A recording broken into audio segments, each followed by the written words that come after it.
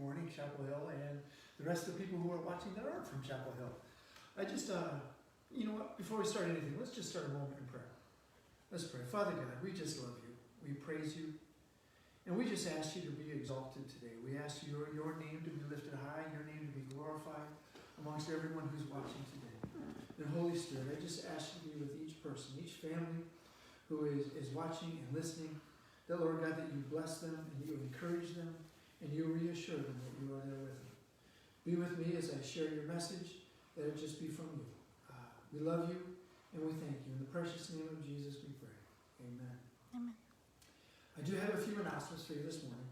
The first one is, I mentioned to you, I don't know, it must have been 2 weeks ago, and it's been in the Chapel Hill Connect, that the National Day of Prayer is on the 7th of May.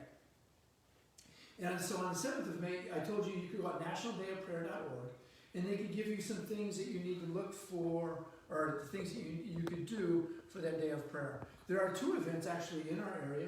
One of them is in Goshen, the other one's in Mishawaka, but both of them are virtual. So if you go to nationaldayofprayer.org, you could go ahead and join those each of those things. They're going to be, I believe, on Facebook. So take a look. Also, when it comes to prayer, I've been encouraging you every week to continue to come before the Father and pray. I want to remind you, you could do that wherever you're at. You have a prayer room, prayer spot in your home. You could come to the church, whatever it may be. You could join us on Wednesdays at 6:30 for our prayer time. I just want to encourage you to continually to go before the Lord, to seek His face, and to love on Him. The second announcement I have is the youth are hosting a family movie night on the 9th of May. That's in 2 weeks. On the 9th of May, it's going to be right outside the church. Stay tuned on Facebook, though, in the event that we have to cancel. Willie will go ahead and announce that on Facebook. But the 9th of May is our family movie night. I have no clue what movie we're going to be watching, but I just know that the youth folks are setting it up.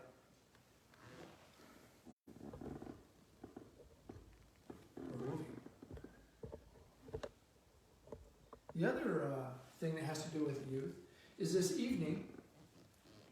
This evening is the youth night, and they have virtual youth. So if it's something you as a youth are interested in doing, if you go to the Chapel Hill's Facebook page, you will see the access number and everything you need to join youth group tonight at 5:30. In your home. I was going to say at church, but in your home. The next announcement I have is something that I've been thinking about for a while. Dean and I talked about it a few weeks ago. And so on Mother's Day, May 10th, we're going to have drive-in church. We are going to, folks, if you want to come and join us in your vehicles, we're going to park out in the parking lot. We'll have the music. We'll have music coming from the windows and speakers.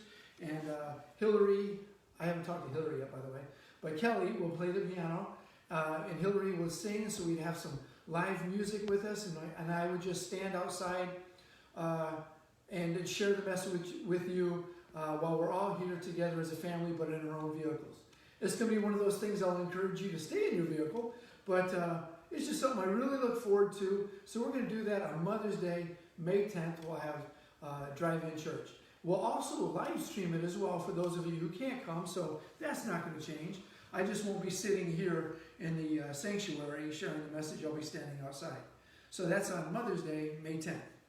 The last announcement I have is something I've been thinking about. I have these resources. I don't know if you can see it or not, but it's called Bible and Stories. And inside of it, I have Old Testament and New Testament stories. Obviously, you can't read them, but you get the idea. There's pictures. And what it is, every day, or by noonish, we'll go ahead and I'll read a story to you, and we'll have it put on Facebook. The really neat things, like, for example, wow, this was a pretty heavy one. It's out of Exodus 10. It's called the 8th Plague. And we'll read a story about it, and then there's a few questions that the youth, the children, can think about, and then you can talk to your parents about. So we're just going to have a children's story time every single day. So Old and New Testament, we have 3 volumes of this, so we're not going to run out of stories, just so you know. And they're better than anything, any story that you could buy in the church whatsoever. We have a difficulty hearing? Yeah, they say they're having problems, but nothing has changed on our end. Okay. Well, we'll keep pressing and forward. I even moved you closer than normal. So. Others could hear. So, today I would just like to talk to you about false prophets. But really, before I get into that, in 1995, Dina and I and the boys, we moved back to the States. And we moved to Omaha, Nebraska, or Offutt Air Force Base, which is just south of Omaha, Nebraska. And we were in search of a church.